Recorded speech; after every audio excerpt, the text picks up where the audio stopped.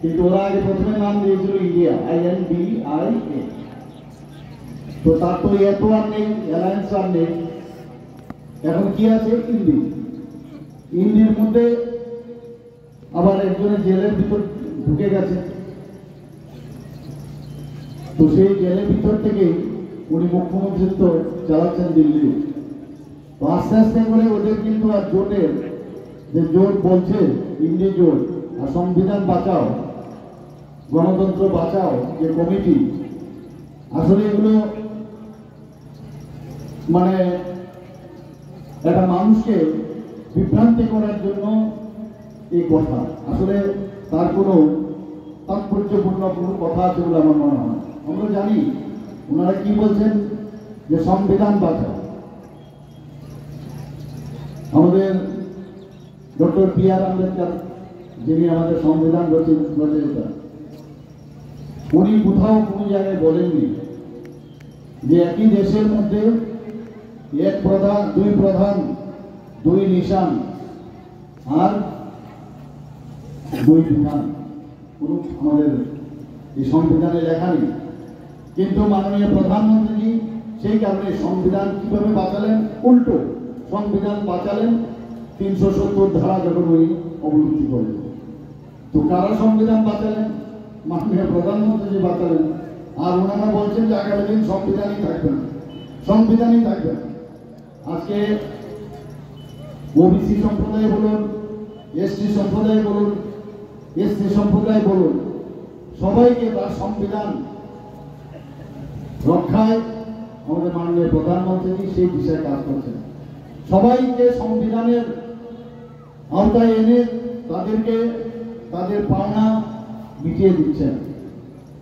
আমরা গণতন্ত্রের কথা বলছেন, আমরা ইমার্জেন্সির সময় আমরা দেখেছি কি অবস্থা। আমরা যখন ইন্দিরা গান্ধী এবং রাজীব গান্ধী মারা যায়, তখন কাতারে কাতারে শিখ নিধন হয়েছে আমরা জানি। তখন কোথায় ছিল গণতন্ত্র? আমি ওনাদেরকে প্রশ্ন করতে চাই। একই কথা আমরা ত্রিপুরাতে আমরা দেখেছি যে গণতন্ত্রের বুকের বাতাস, সবসময় বলতো গণতন্ত্রের বুকের বাতাস।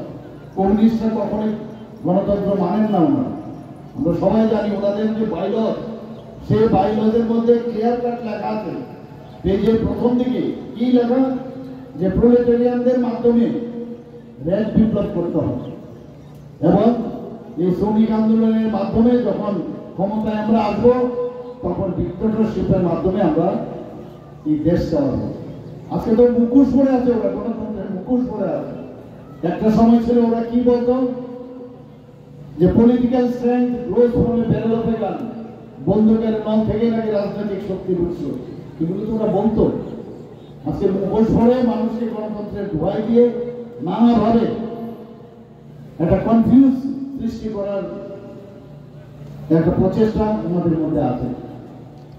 আগে আমরা শুনতাম মানুষ সবসময় যা বলে সেটা যে সত্যি, আজকে আমরা বুঝতে পেরেছি। ইয়া টিম, বি টিম আমরা বলতো কিনা, আগে বলতো আরে CPM এর ইয়া টিম, আরেকজন বলতো বি টিম।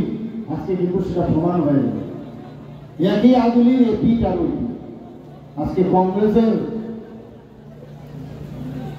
যে নির্বাচনী অফিস, সেখান থেকে CPM এর ব্ল্যাক ফেস্টুন বেরোয়, আর CPM এর যে অফিস সেইখান থেকে কংগ্রেসের ব্ল্যাক ফেস্টুন বেরোয়।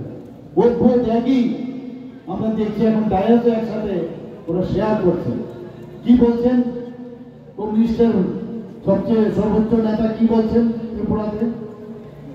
উনি বলছেন যে সময়ের কারণে এখন চিহ্ন খুব বেশি ইম্পর্টেন্ট না, গণতন্ত্র বাঁচানোর জন্য আমরা একসাথে হতে হয়েছে।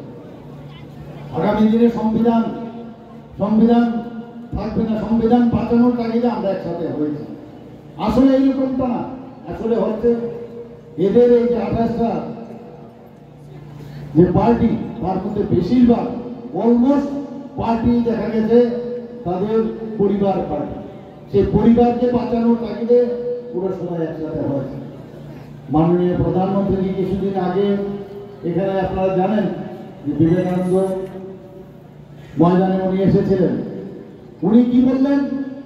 উনি বললেন আমি 10 বছরে আমি যে কাজ করেছি, এত কাজ করার পরেও উনি কি বলছেন যে 10 বছরে আমি যে কাজ করেছি, তৃতীয়বারের জন্য যখন প্রধানমন্ত্রী হবেন সেই কথা মাথায় রেখে উনি কি বললেন যে আমি তো 10 বছরে খালি ট্রেইলার আমি দেখিয়েছি, ট্রেইলার, আর বাকি পিকচার তো আমি বাকি হয়।